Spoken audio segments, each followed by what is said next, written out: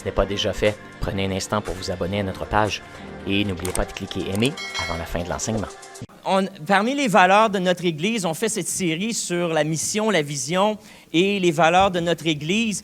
Et une des valeurs qui a été soulignée par l'équipe et qu'on a dit qu'on veut emphaser dans les années à venir, c'est celle-ci, de l'honneur. Puisque nous sommes tous créés à l'image de Dieu, nous choisissons d'agir avec considération et honneur les uns envers les autres. Alors, comme je disais, l'honneur, c'est le fait d'accorder de la dignité morale à quelqu'un, ou encore à soi-même, bien sûr, et ou tenir quelqu'un en haute estime. La Bible parle beaucoup de l'honneur, d'honorer Dieu et d'honorer les autres, et donc honorer le Seigneur en lui obéissant, en vivant d'une manière conforme à son enseignement, et aussi d'honorer son prochain. Encore une fois, on croit en tant que chrétien que selon Genèse chapitre 1, Dieu a créé l'homme et la femme à son image. Et par ce fait même, l'homme et la femme sont des êtres remplis de dignité qui sont le reflet de Dieu. Et donc, en conséquence, honorer les autres et les traiter avec dignité et respect, ça fait partie de nos valeurs en tant que croyants. Romains 12, 10 dit « Par amour fraternel, soyez pleins d'affection les uns pour les autres. Par honneur, usez de prévenance réciproque. » Alors, ce passage-là souligne justement le fait que les êtres humains, nous devons nous porter honneur mutuellement. Dans Jean 15, 13, en fait, Jésus parle du concept de l'honneur aussi en l'associant avec le sacrifice, en disant « Il n'y a pas de plus grand amour que de donner sa vie pour ses amis. » Jésus montre ici que l'honneur ultime est le sacrifice de soi et de se sacrifier pour les autres est un geste honorable et qu'on devrait prendre à cœur. Donc, on a pensé aujourd'hui vous parler de l'honneur en le jumelant avec une journée spéciale, celle du jour du souvenir. Le 11 novembre, donc demain, c'est le jour du souvenir au Canada. Alors que le Canada, avec le Royaume-Uni, la France, la Belgique, l'Australie, la Nouvelle-Zélande, même les États-Unis, prennent le temps de commémorer ce qu'on appelle l'armistice, qui a été signé le 11 novembre 1918, marquant la fin des combats de la Première Guerre mondiale. Donc, ce matin, on souhaite se joindre à des milliers de Canadiens et Canadiennes qui, demain, prendront le temps à 11 heures de se souvenir et d'honorer les milliers d'hommes et de femmes qui ont donné leur vie et qui ont fait le sacrifice ultime, justement, de mettre leur vie, de renoncer à leur propre vie pour leur prochain, à l'exemple de Christ, de se sacrifier. Le jour du souvenir, c'est une opportunité d'exprimer notre reconnaissance et de rendre hommage au courage et au sacrifice de ceux et celles qui ont refusé de rester inactifs et qui ont laissé de côté leurs rêves, leurs ambitions pour combattre pour notre liberté dans l'espoir d'un monde meilleur. Le jour du souvenir, c'est aussi l'occasion de démontrer, d'exprimer notre reconnaissance et de réfléchir à la tragédie des pertes humaines qui ont eu lieu durant la Première Guerre mondiale, la Deuxième et d'autres guerres aussi. Certains d'entre vous êtes des réfugiés et vous connaissez d'expérience, vous avez cette expérience-là des horreurs de la violence et de la haine sous toutes ses formes. Et aujourd'hui, ce qu'on veut faire, c'est justement de prendre le temps, non pas d'affirmer la guerre, non pas de dire que l'Église, on soutient la guerre. On est conscient que dans un contexte d'Église, on a différentes perspectives sur justement cette réalité-là. Certains s'objectent à la violence, certains s'objectent à la guerre, d'autres voient comme le fait de servir son pays, de s'engager pour son pays, pour la protection de son pays est aussi honorable. Donc, on peut avoir parmi nous aujourd'hui déjà différentes positions là-dessus. Alors, ce qu'on veut faire, c'est mettre l'emphase non pas sur la guerre, mais mettre l'emphase sur les humains qui sont au centre de ces conflits-là. On ne veut pas justifier non plus la profession des armes, mais focaliser sur les hommes et les femmes qui choisissent de servir notre pays en tant que militaires. Donc, il est intéressant même de noter que Jésus lui-même a eu des entretiens avec des hommes, des militaires, et même avec un centurion romain, un officier de l'armée romaine, à qui Jésus a dit, « Je n'ai jamais rencontré, dans tout Israël, je n'ai pas rencontré une aussi grande foi que celle de cet officier. » Alors Jésus était là et aimait tout le monde, peu importe leur profession, peu importe les contextes dans lesquels il servait la communauté. Vous avez reçu aussi ce matin un petit coquelicot. Alors, ce coquelicot-là, encore une fois, est un symbole du jour du souvenir. À partir du 1er novembre et dans les 10 premiers jours du mois de novembre, au Canada, on porte le coquelicot comme ça du côté gauche, du côté de notre cœur. Et puis, ce matin, bien, on voulait tous porter ce coquelicot-là, ce symbole-là je dirais, la fin de la guerre, mais on se rappelle du sacrifice des gens qui ont donné leur vie. Alors, je vais inviter Jean-Michel à venir me rejoindre ici devant. On a quelques éléments ce matin qui sont différents. On voulait faire quelque chose pour le jour du souvenir. C'est rare que la réunion du dimanche arrive le même week-end ou la journée avant, comme aujourd'hui, pour le jour du souvenir. Et puis, on voulait prendre le temps d'honorer nos soldats, d'honorer ceux qui ont donné leur vie pour nous et pour qu'on puisse vivre en paix dans un pays démocratique comme celui-ci, une terre d'accueil pour plusieurs.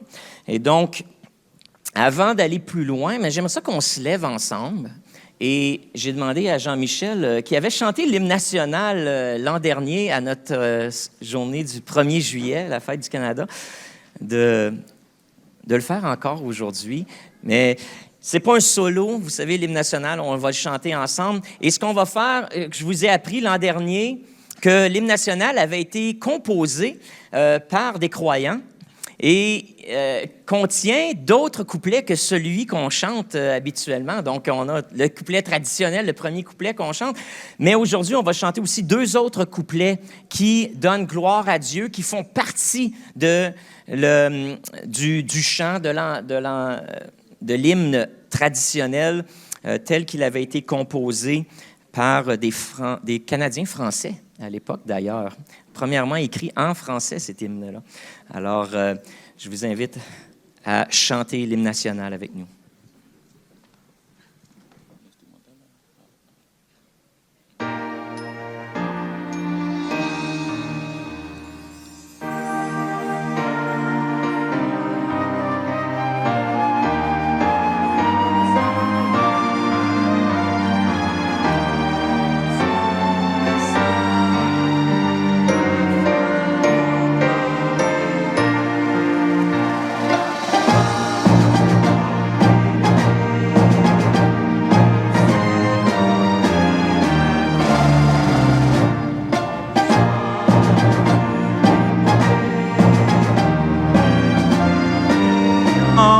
Exploit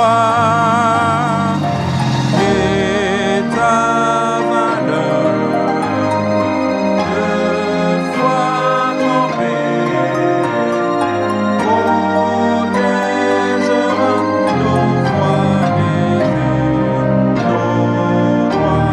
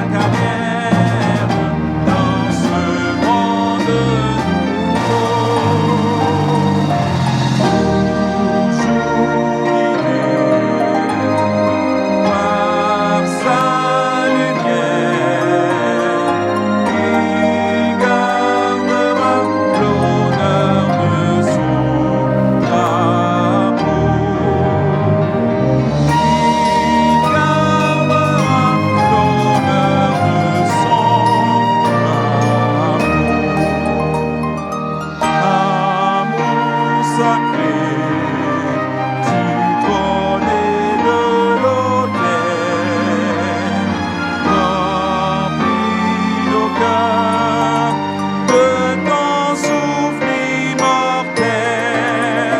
Parmi les races étrangères, notre guide est la loi. Sachons être peuple de fer sous le joug de la loi. Et répétons comme nos pères le cri vainqueur où le Christ est le roi. Le cri vainqueur où le Christ est le roi.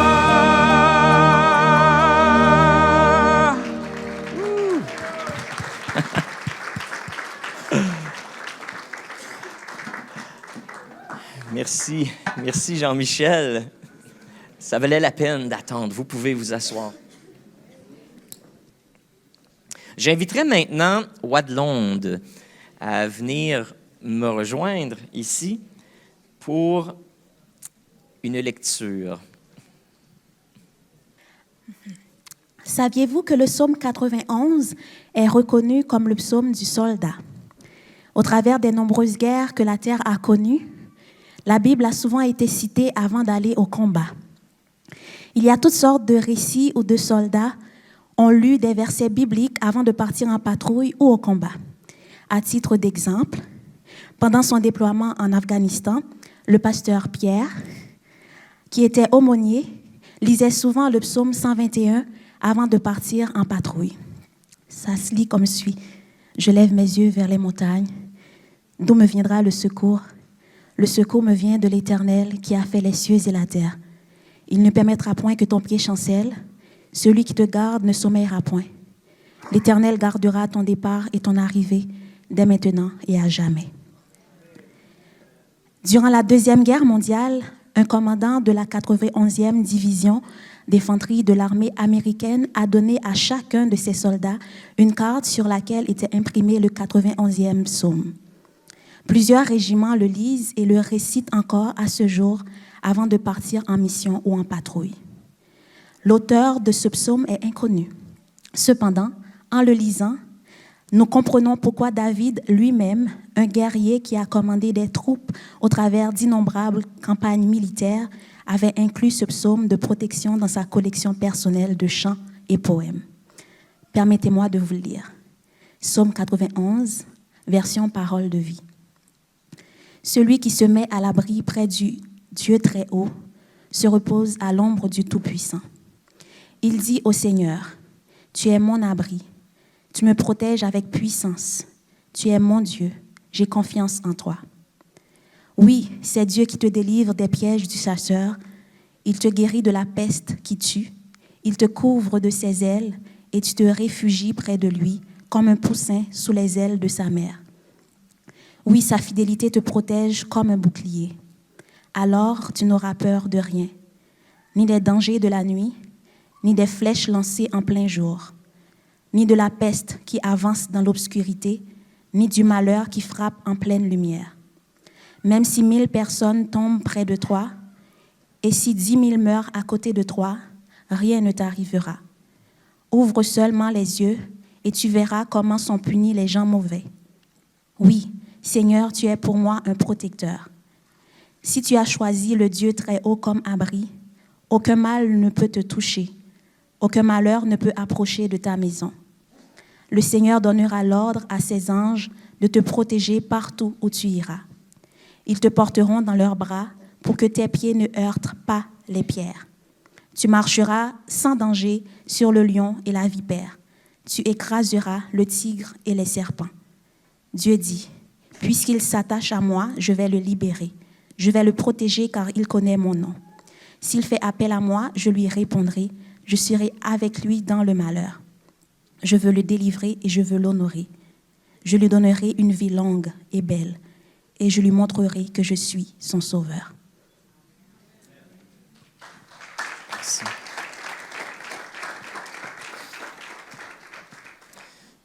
Dans un moment, on va observer ensemble la minute de silence.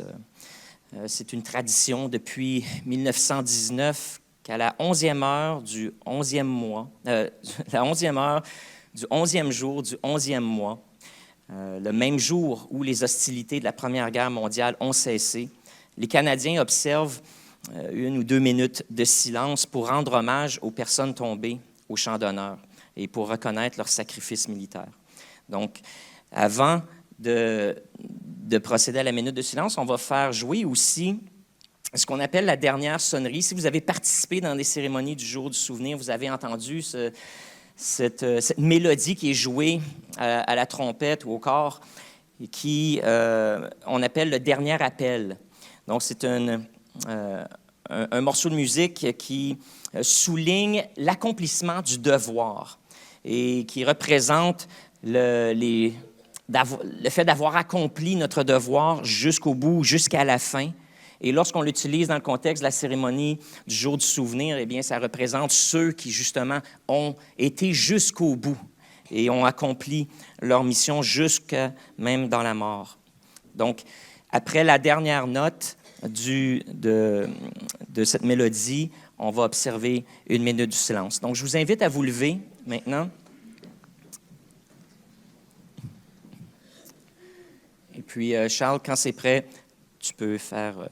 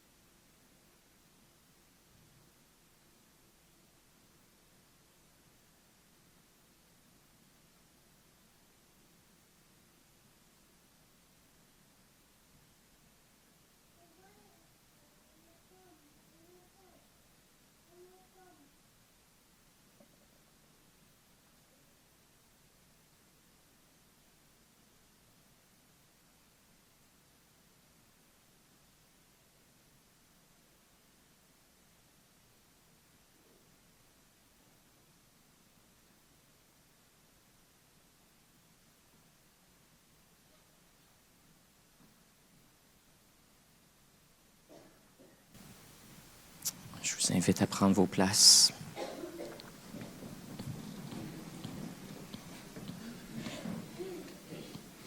Et je vais inviter Pasteur Pierre pour l'acte du souvenir. Ils ne vieilliront pas comme nous, qui leur avons survécu. Ils ne connaîtront jamais l'autre âge ni le poids des années. Quand viendra l'heure du crépuscule ou celle de l'aurore, nous nous souviendrons d'eux. Nous nous souviendrons d'eux.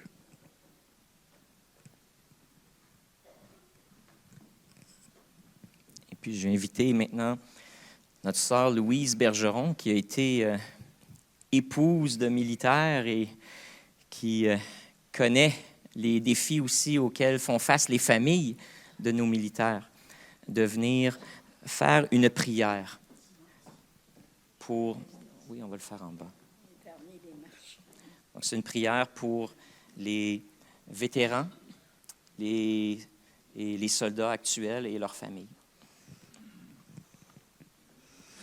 Ça ne vous fait rien, je vais lire la prière. D'ailleurs, les Écritures, il y a plusieurs prières qui sont écrites.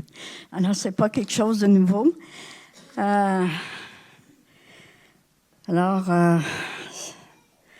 Notre Père, notre Dieu, notre Père, nous te remercions pour cette occasion que nous avons de souligner l'apport que nos soldats ont eu ici et ailleurs. Ils ont eu beaucoup plus de missions de paix que de missions de guerre. Alors, nous sommes reconnus comme étant des soldats qui font la paix, curieusement. Alors, ce matin, tu vois le cœur de ces hommes et de ces femmes qui, aujourd'hui, s'enrôlent encore parce qu'ils croient en une cause plus grande que la leur. Ils sont prêts à risquer leur vie pour stabiliser un pays, pour apporter une meilleure qualité de vie, soit comme gardiens de paix, soit comme combattants. Alors, Seigneur, nous te prions aujourd'hui pour la protection, autant émotionnelle que physique, de tous les corps de métier qui œuvrent au sein des forces canadiennes. Que leur cœur et leur âme soient gardés par la puissance de ta présence. Qu'en temps d'incertitude, tu donnes à ceux qui commandent la sagesse de savoir comment agir, qu'ils soient animés de force et de courage comme l'ont été les héros qui les ont précédés. Nous te prions pour les familles de ces soldats, que tu assures toi-même leur protection durant les absences prolongées. Que ceux qui sont à l'arrière-garde aient la certitude que le travail, la mission que fait leur mari, leur épouse, leurs parents, leurs enfants, fait vraiment une différence dans notre monde. Que tu puisses leur donner le courage de croire, de supporter et d'encourager leurs êtres chers qui se lancent dans cette carrière qui exige énormément de sacrifices de part et d'autre. Seigneur, nous savons que les militaires ne peuvent côtoyer la souffrance humaine et les horreurs de la guerre sans être eux-mêmes affectés dans tout leur être. Alors nous te demandons, Seigneur, de restaurer leur âme. Pour tous ceux qui souffrent de stress,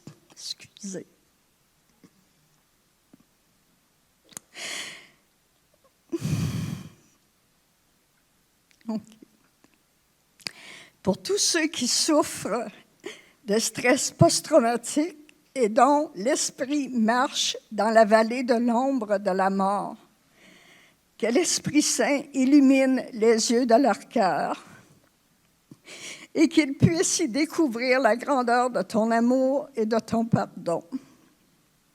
Que leur cœur troublé puisse expérimenter ta paix, car tu as dit, « Je vous laisse la paix, je vous donne ma paix. Je ne vous la donne pas comme le monde la donne. » Alors que votre cœur ne se trouble pas et ne se laisse pas effrayer. Alors c'est la prière que nous t'adressons aujourd'hui, Père, dans le nom de notre précieux Seigneur et Sauveur, Jésus. Amen.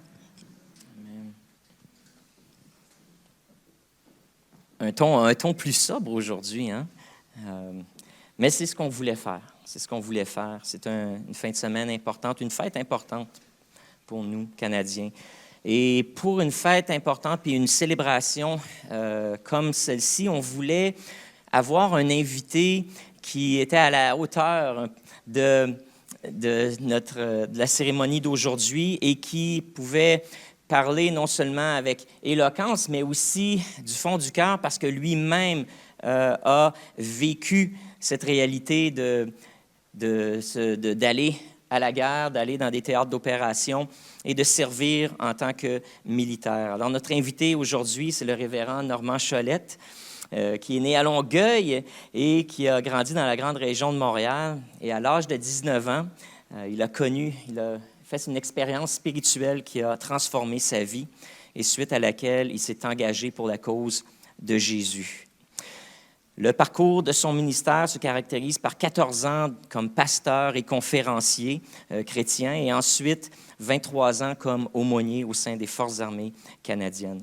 Nouvellement retraité des forces au grade de lieutenant-colonel, il a servi plus de 21 ans comme aumônier militaire.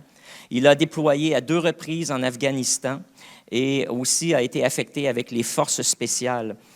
Il a aussi servi en Belgique avec l'OTAN. Sa carrière s'est distinguée par plusieurs reconnaissances, dont la mention d'honneur Lise Hoffman de l'Ombudsman et la mention élogieuse du vice-chef d'état-major de la Défense nationale. Il est marié avec Ghislaine Bilodeau, qu'on est heureux d'avoir avec nous aujourd'hui. Bienvenue, Ghislaine. Alors, ils sont mariés depuis 37 ans. Ils ont 3 enfants adultes. Ils sont maintenant grands-parents aussi de 2 petits-fils. Alors, le 31 janvier 2023, Normand a officiellement pris sa retraite des Forces armées canadiennes, mais continue encore de servir comme aumônier civil à l'École de leadership et des recrues des Forces canadiennes à Saint-Jean-sur-Richelieu. Alors, sans plus tarder, viens. Normand, on est heureux de t'accueillir ce matin.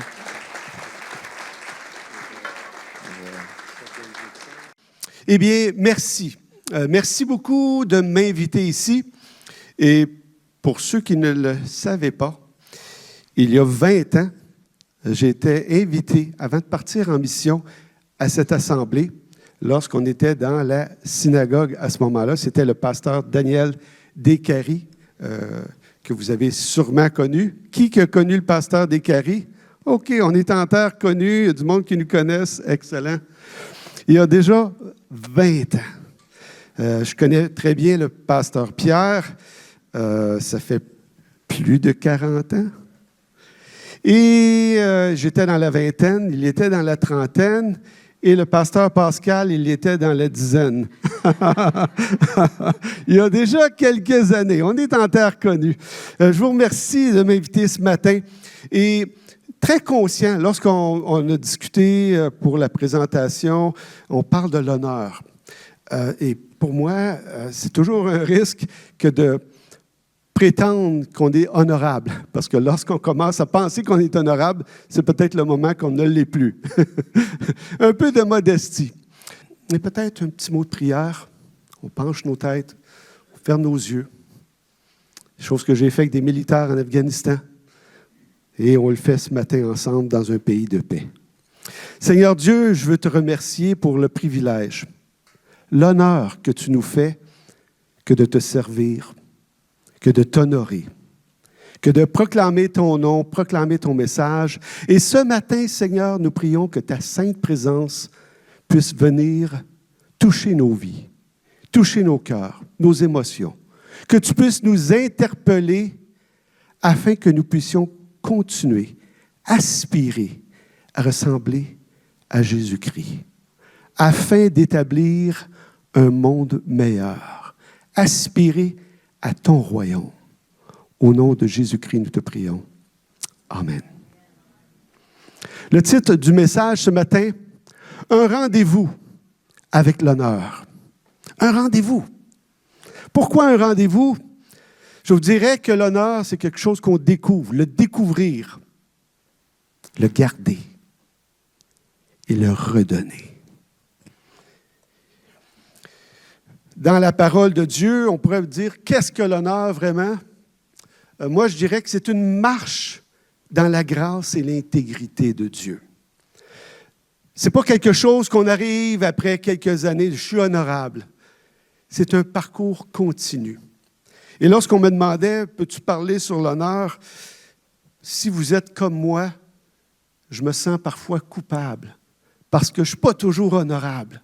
Je ne suis pas toujours à la hauteur de ce que le Seigneur demande de moi. C'est un parcours. Et le parcours de ce matin, c'est un parcours dans la grâce de Dieu. Très important. Et c'est dans le texte d'Ésaïe, c'est « N'aie pas peur, car je suis moi-même avec toi. Ne promène pas des regards inquiets, car je suis ton Dieu, je te fortifie.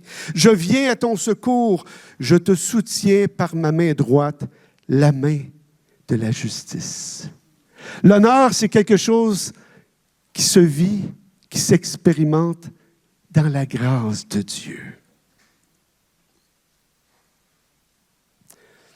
Qu'est-ce que l'honneur?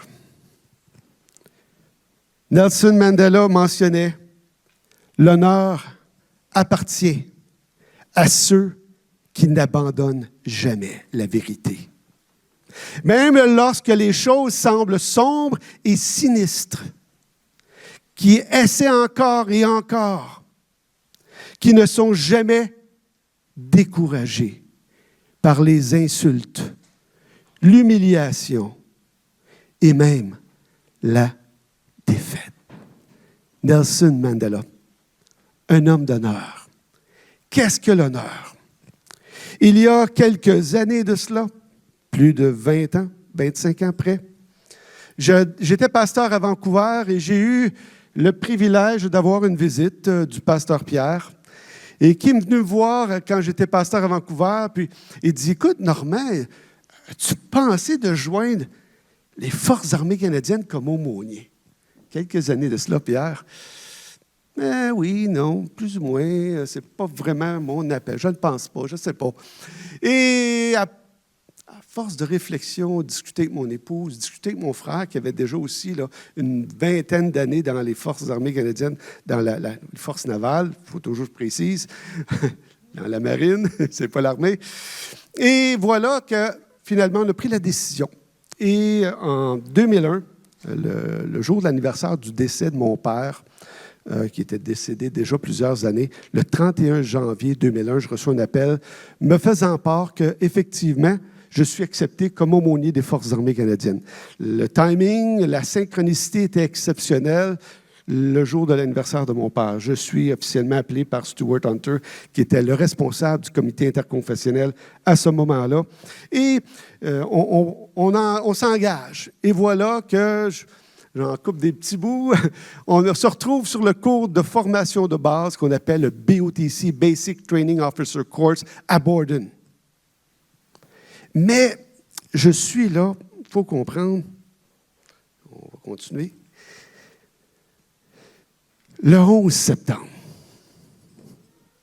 Là, ça me tentait de rappeler Pierre, de dire, écoute, en passant, là, je n'avais pas signé pour ça, là, tu vas me rembourser. On se retrouve dans la classe et voilà que le commandant rentre avec son équipe et nous, on est en pleine formation. Il dit, group, attention, groupe, attention. On a de l'information importante à vous transmettre. Présentement, le World Trade Center est sous attaque. Le Pentagone est sous attaque.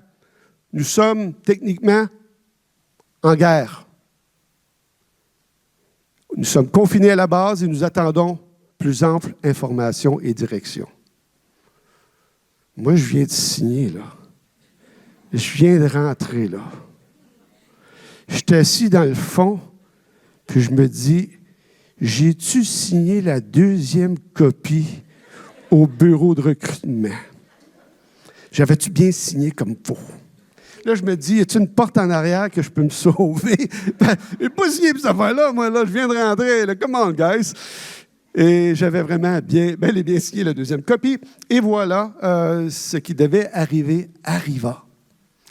Et j'ai complété mon cours, j'ai gradué, Pierre était là aussi à ce moment-là. Et j'avais la paix qui surpasse toute intelligence, que j'étais au bon endroit à ce moment-là. Et dans les mois, les années qui ont suivi, très peu d'années après, eh bien voilà, l'aventure a commencé. J'ai été envoyé en 2004 en Afghanistan.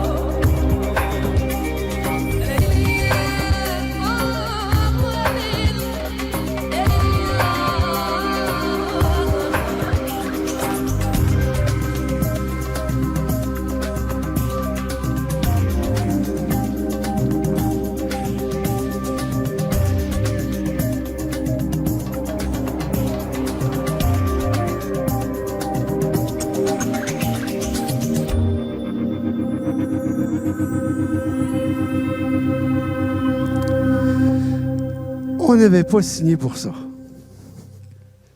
Et j'ai demandé à Pierre de me rembourser.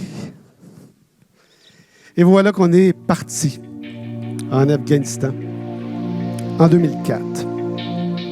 En fait, c'était au mois de février. On est parti pour Kaboul lors de ma première mission.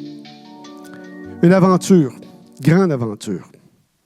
Et j'aimerais voir avec vous, comme je mentionnais tantôt, l'honneur, la découvrir, la garder, la redonner.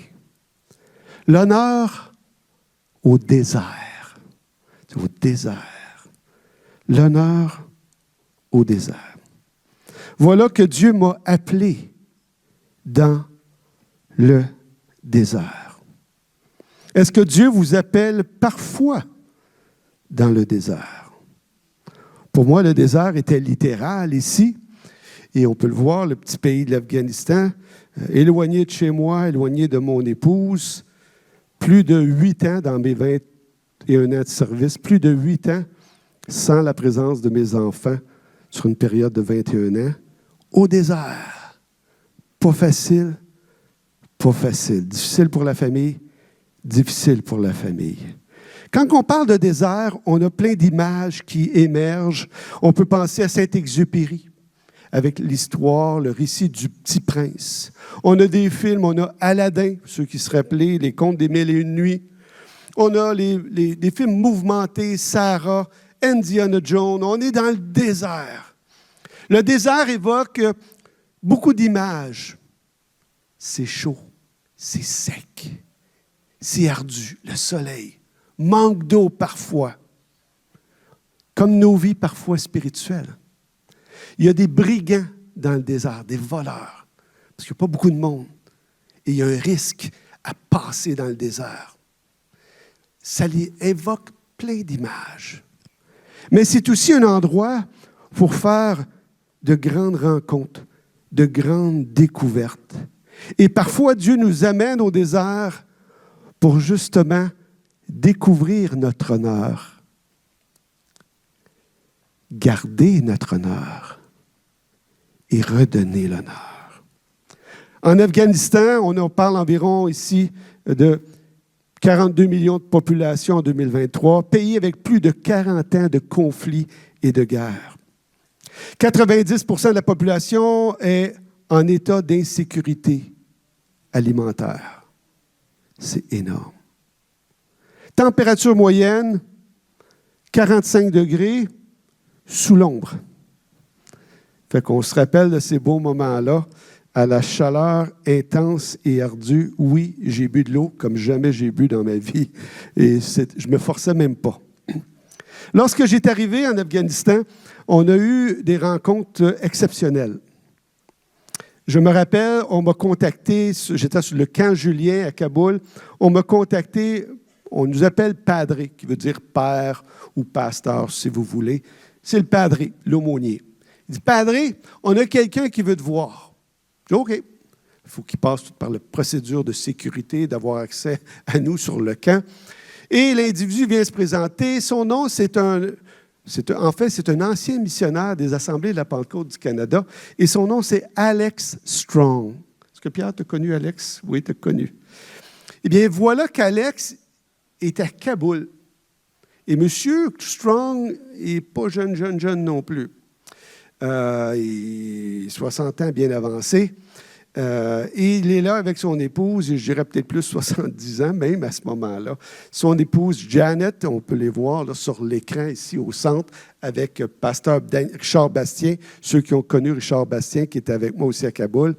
Et voilà qu'Alex dit, écoute, on a un contact avec une école. On appelle ça une école, ici on appellerait ça une orphelinat, pour aider des jeunes, des enfants. Est-ce que vous pouvez nous aider? OK, c'est de trouver une stratégie, comment je peux faire ça. Et ce qui m'avait étonné, c'est de voir M. Strong, à 70 ans avancé, qui est à Kaboul, dans un terrain de guerre, littéralement de conflit. Et je me disais, hey, 70 ans, tu n'as pas pensé de t'acheter un condo à Miami, peut-être, Panama, Costa Rica, quelque chose dans le style, là, des belles places pas chères. Puis, non. M. Strong, il est là, engagé, dédié. Pendant que tout le monde fuit Kaboul, lui s'en va à Kaboul. L'honneur à découvrir, l'honneur à garder, l'honneur à redonner aux gens. Et voilà que j'ai été en bonne relation avec lui, concours de circonstances, un adjudant Guillemette, que Pierre a peut-être connu aussi, un chic monsieur, vient me voir et dit, « Écoute, Padre, moi, je m'occupe des jeunes, des équipes de soccer à Saint-Jean-sur-Richelieu. J'ai de l'équipement, mais les couleurs ne sont plus à jour, puis on veut jeter tout ça. » Il dit, « Y a-t-il une façon d'amener ça? Donner ça aux Afghans. » Je pense à ça. Je dis, oh, on va essayer. Je vais voir le commandant. « Colonel, voulez-vous, on pourrait faner l'équipement de soccer puis la distribuer aux Afghans. » Il dit, « Padre, dream on.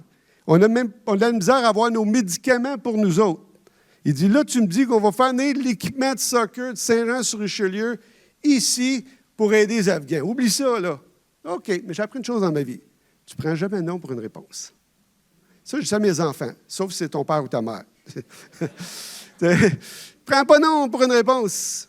Et voilà que je vais à un autre bureau, qui était le directeur, l'ancien colonel Baudouin, qui est retraité du 22, que Pierre a peut-être connu aussi. Et il était responsable à ce moment-là d'une organisation qui nous amenait l'équipement, CNC Lavalin, je vais le voir, je dis, écoutez, je dis, colonel Baudouin, j'ai besoin des services. Il dit, ouais, OK, vas-y, Padre.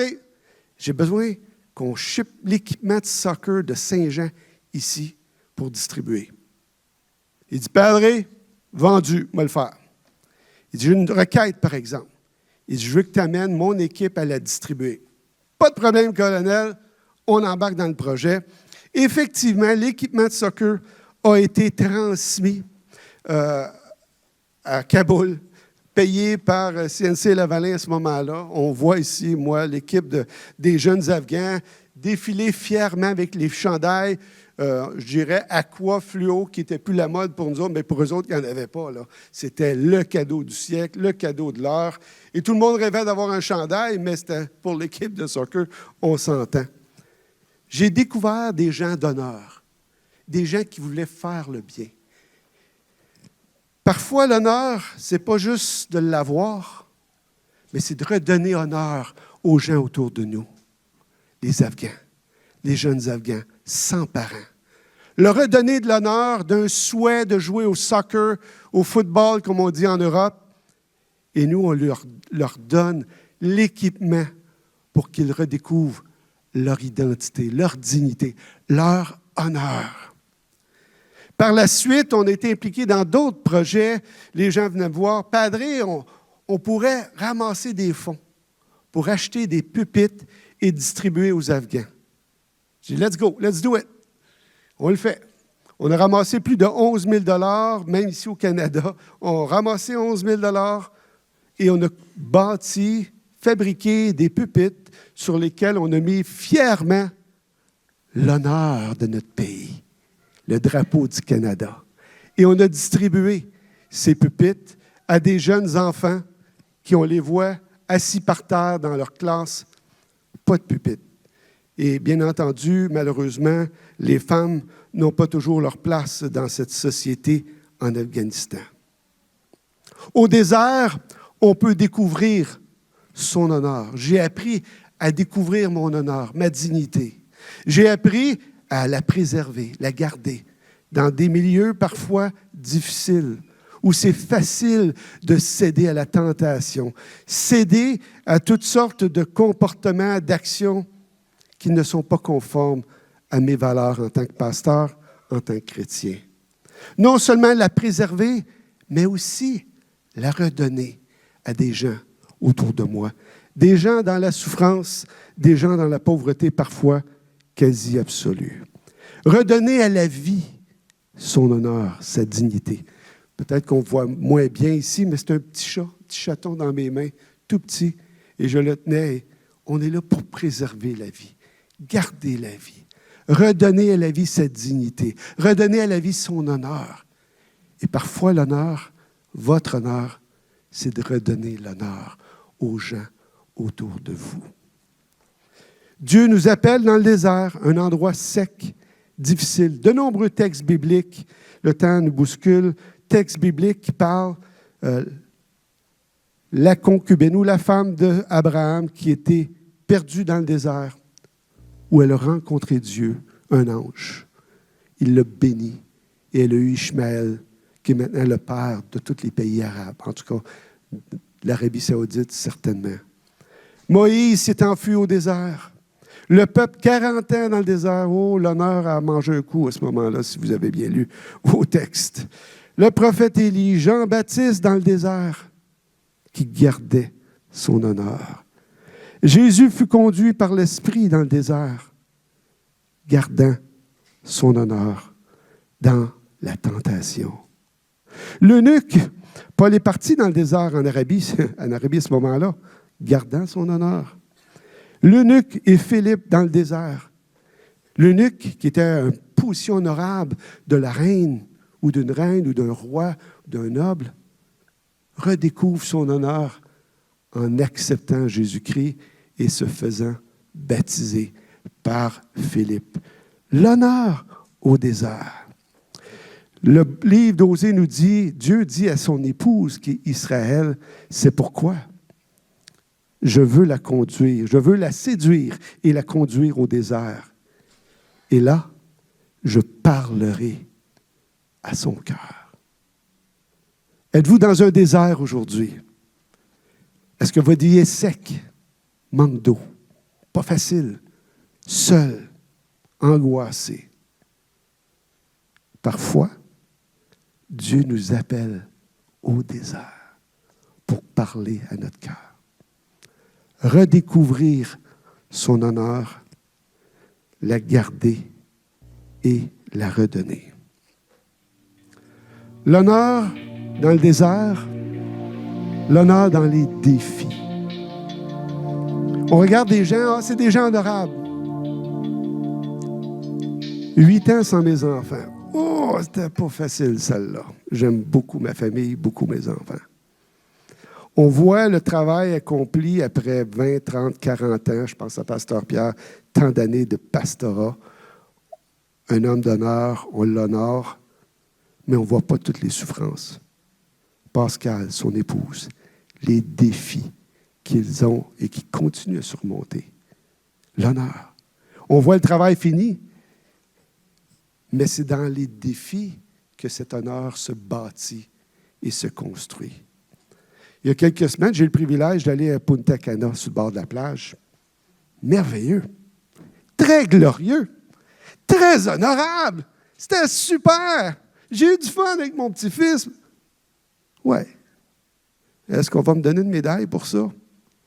Peut-être que non. Puis, sûrement non. Je l'ai apprécié beaucoup. Ce n'est pas mon style de vacances, en toute honnêteté. J'aime plus l'aventure. Mais enfin, mon point ici, c'est qu'on garde souvent le confort, pensant que l'honneur va se bâtir. C'est dans l'adversité, c'est dans les défis. Dans les défis, on la découvre, ou on la garde et on la redonne.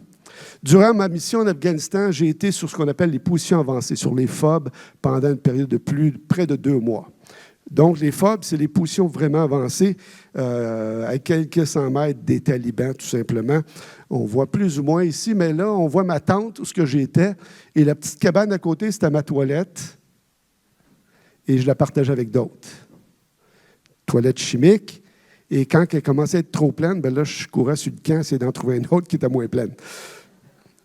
Très honorable, très glorieux, très inspirant, très merveilleux. Je me levais le matin et là, le soleil se couchait ou se levait dans les montagnes et là, j'entendais des coups de fusil, AK-47 à gauche, à droite.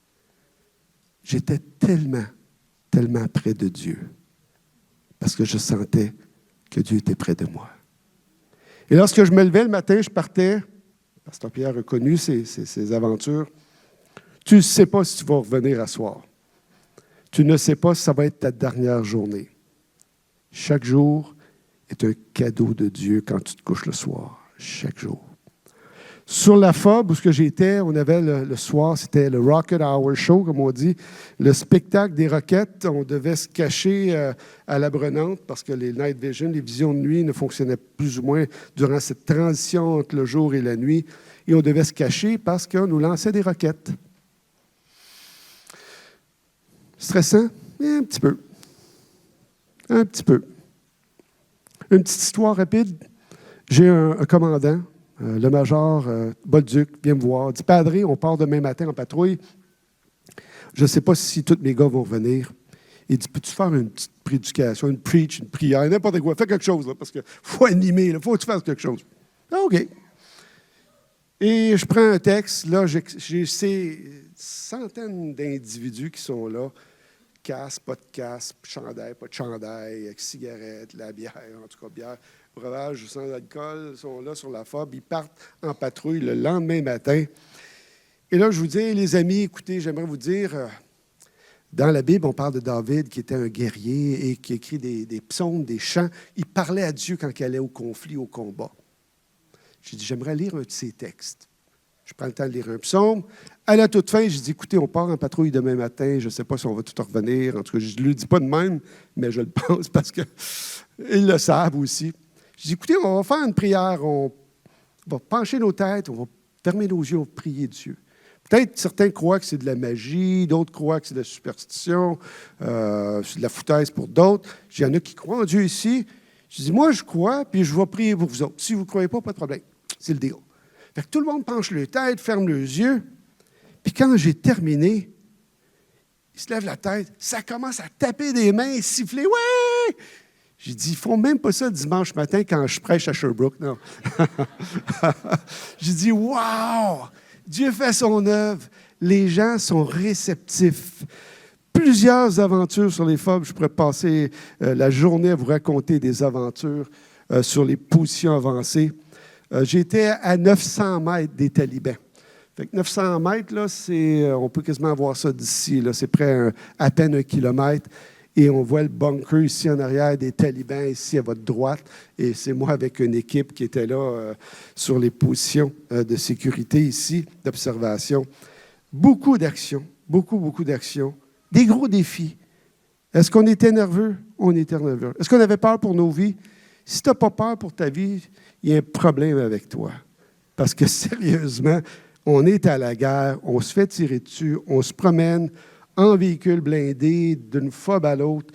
Tu ne sais pas si tu vas y avoir une roadside bomb, une bombe qui a été mise sur la route.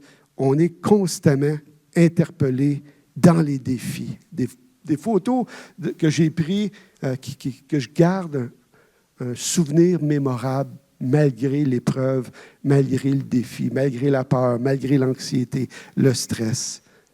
Et j'ai eu aussi l'opportunité de participer à faire les premiers soins. Un Afghan qui a sauté à côté de la FOB avec des enfants. Qu'est-ce qu'on fait? On met nos gants. On est là pour les aider, pour les garder en vie. Il avait toute la face arrachée suite à l'explosion. Il criait, était à l'agonie. C'était-tu le fun? Agréable? L'honneur à redonner à ceux qui l'ont perdu, leur dignité. On m'annonçait il y a quelques années, à peine après, qu'on l'avait sauvé. Mais de voir les enfants sur des brancards qui rentrent sans connaissance suite à ces explosions, les défis, des gros défis de vie. Mais Dieu était présent. Comme je vous dis, on a fait les premiers soins. Le médecin, Dr. Wyss, avec qui j'étais, ont sauvé la vie d'une petite fille qui était frappée. Ici, on le voit à la photo. Il a sauvé littéralement la vie de la jeune fille parce que les parents n'étaient pas là. On avait juste son frère, il ne savait pas trop ce qu'il était. On l'a pris, on l'a emmené. Ils ont fait un pansement, chirurgie au cerveau. Ils ont sauvé la vie. Redonner l'honneur à ceux qui nous entourent.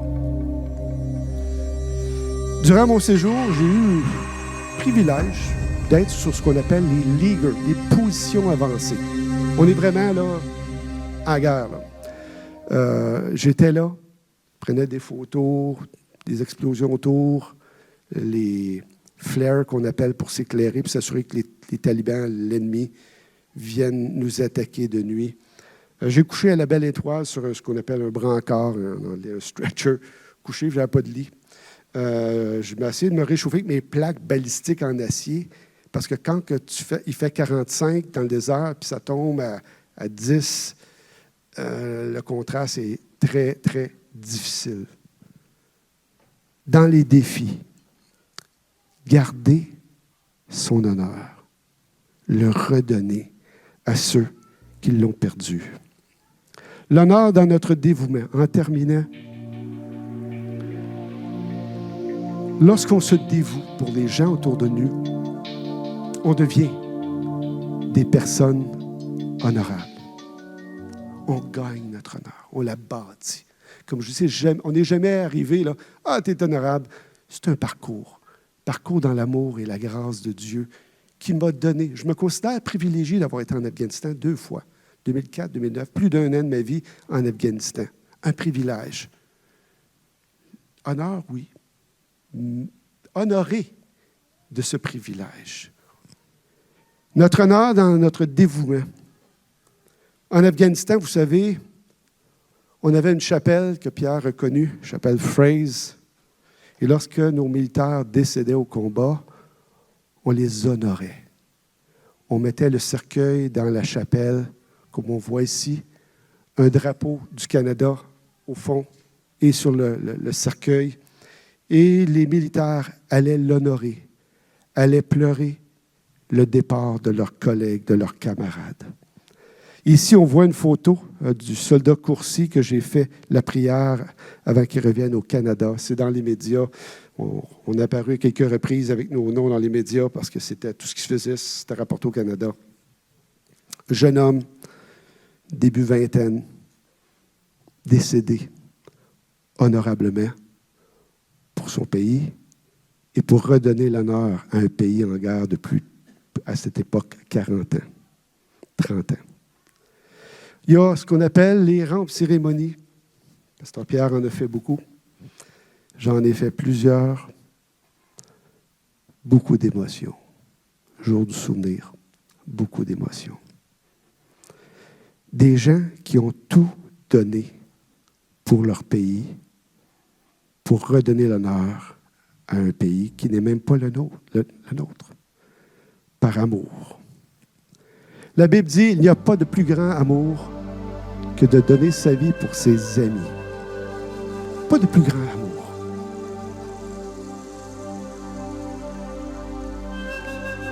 Lors de ma mission, plus de 15 soldates ont perdu la vie honorablement. Des gens que j'ai connus, que j'ai côtoyés, dans certains cas qu'on a assistés. Garder l'honneur, redonner l'honneur, découvrir l'honneur. Ces gens ne savaient pas, lorsqu'ils ont quitté ce monde, que 20 ans après, 14 ans après, on continuerait à les honorer. L'honneur, ça peut coûter tout de vous. Ça peut être au prix même de votre vie. J'ai vécu une expérience qui m'a ému beaucoup en terminant. On a eu un souper pour rassembler toutes les proches et les mères, les épouses des gens qui ont décédé. On a fait ça à Valcartier, au messe des officiers. C'était un souper des endeuillés pour honorer les parents qui ont perdu un membre. Eh bien, j'étais là, moi, le padre, le pasteur, et j'étais spectateur de la dignité de l'honneur et du dévouement. J'étais assis à la table et une dame qui était juste à côté, une mère ici qui est le soldat Patrick Lormand, sa mère est là en larmes, littéralement. Inconsolable. Soudainement, je vois la mère de, ici, Chuck Michaud, un couple dans la soixantaine, bien. Ils viennent, ils ont perdu leur fils aussi. Ils viennent consoler cette mère inconsolable. l'honneur, le don de soi. Et par la suite, je vois l'épouse du major Pépin, qui est maintenant veuve avec 2 enfants, qui se lève et qui vient consoler cette mère inconsolable. L'honneur. Jésus a dit, j'étais en prison, ils sont venus me visiter. J'avais faim, vous m'avez nourri. J'étais nu, vous m'avez vêtu. Et le roi dit, à chaque fois que vous l'avez fait à quelqu'un, c'est à moi que vous l'avez fait. L'honneur, lorsqu'on donne, c'est à Christ qu'on donne. Parents inconsolables, des gros défis. En terminant, retraité depuis l'année passée, continue à servir. À l'école des recrues de Saint-Jean-sur-Richelieu, où j'avais déjà été affecté, on voit l'école, un petit bâtiment, comme vous pouvez voir. On a près de 3 à 4 000 recrues qui viennent. Et des temps de chapelle. On est là pour réconforter, encourager les nouveaux recrues. Vous pouvez voir ici des distributions de Bibles, de littérature chrétienne massives. Ma congrégation, moi, c'est dimanche matin, 90 personnes, 80, 60. Ils viennent, on partage une bonne nouvelle, on les encourage, ils graduent, ils quittent. Comme la chambre haute, hein? On les envoie à travers le Canada. Touchés par un message. Rapidement, un petit clip de notre chanteuse qu'on aime beaucoup, Audrey. Nos temps de chapelle.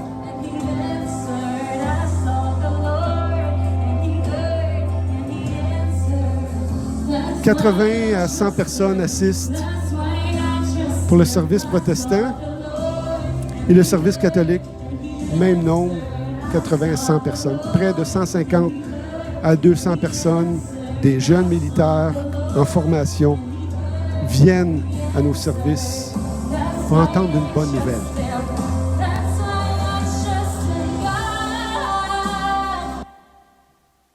L'honneur, honorer. En terminant, un petit chant que vous connaissez possiblement et qui suscite des émotions. La question qu'on pose souvent, pourquoi prier pour les militaires? Pourquoi?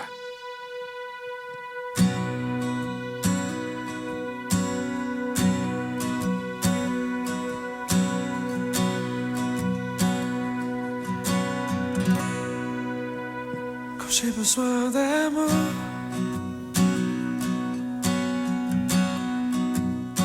quand j'ai besoin de paix, quand j'ai besoin de compréhension,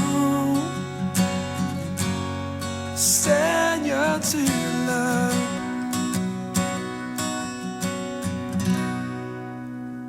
Quand j'ai besoin d'espoir, j'ai besoin de force, quand j'ai besoin de me confier à toi, Seigneur, tu es là.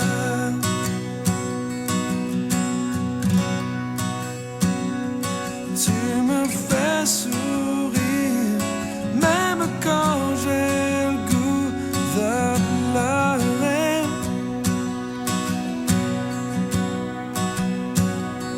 Tu me fais chanter, même quand mon cœur est brisé. J'ai besoin d'amour, j'ai besoin de paix, j'ai besoin de compréhension. Seigneur, tu es là. Et quand j'ai besoin d'espoir,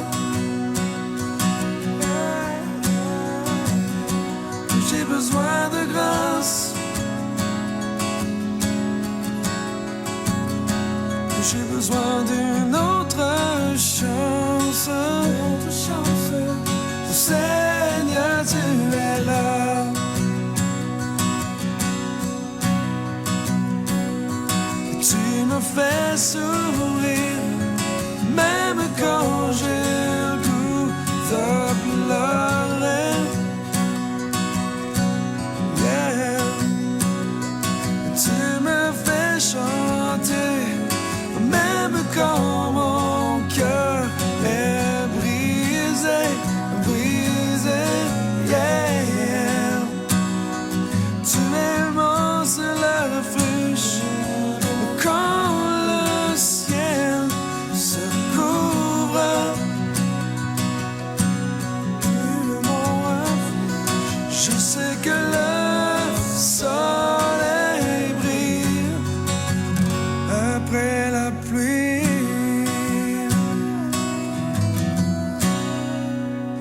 Et je chante pour toi, Seigneur, tu es là.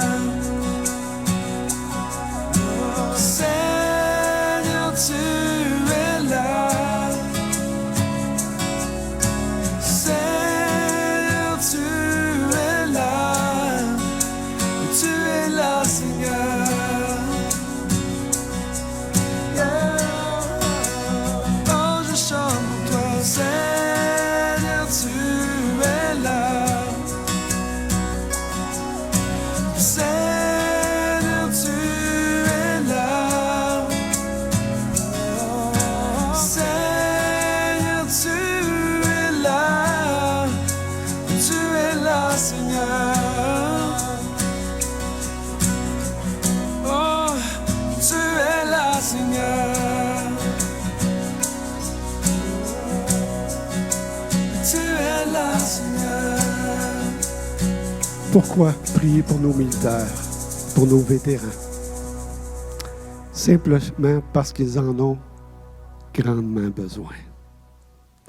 L'honneur dans le désert, dans les défis, dans le dévouement.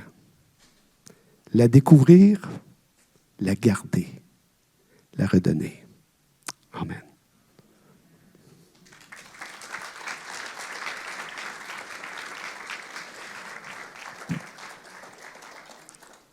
Merci de votre patience aujourd'hui. Puis, vous savez, l'honneur, c'est pas juste quelque chose qu'on dit, mais c'est quelque chose qu'on veut pratiquer ici à l'Église. Puis, même le fait aujourd'hui qu'on prenne plus de temps pour la réunion, c'est une façon d'honorer. On dit, on met de côté notre horaire, on met de côté peut-être ce qu'on planifiait de faire à midi, puis on prend le temps. On pense aux autres avant soi-même. Et donc, je vous remercie aujourd'hui d'avoir démontré votre honneur, cet honneur-là. Et puis, ce qu'on parle, c'est pas juste pour nos militaires, mais notre souhait ici à l'Église de Carrefour, c'est que cette même révérence qu'on a, cette même honneur qu'on a démontré aujourd'hui pour nos militaires, qu'on soit capable de se la montrer pour nous. Parce que chacun d'entre nous, on a de la valeur comme ça. On n'a peut-être pas donné nos vies là, pour le pays. On n'est peut-être pas passé à l'article de la mort pour notre pays. Mais chacun d'entre nous, créé à l'image de Dieu, sommes porteurs de l'image de Dieu en nous. Et on se doit cette même honneur les uns aux autres qu'on a aujourd'hui pour nos militaires. Que ce soit comme ça, que ça fasse partie. C'est ça qui va faire partie, qui fait partie de l'Église, le Carrefour. Si ce n'est pas déjà fait, prenez un instant pour vous abonner à notre page et n'oubliez pas de cliquer « Aimer » avant la fin de l'enseignement. Si vous avez besoin de prière ou d'accompagnement spirituel, n'hésitez pas à communiquer avec nous à l'adresse courriel suivante: sos@lecarrefour.org.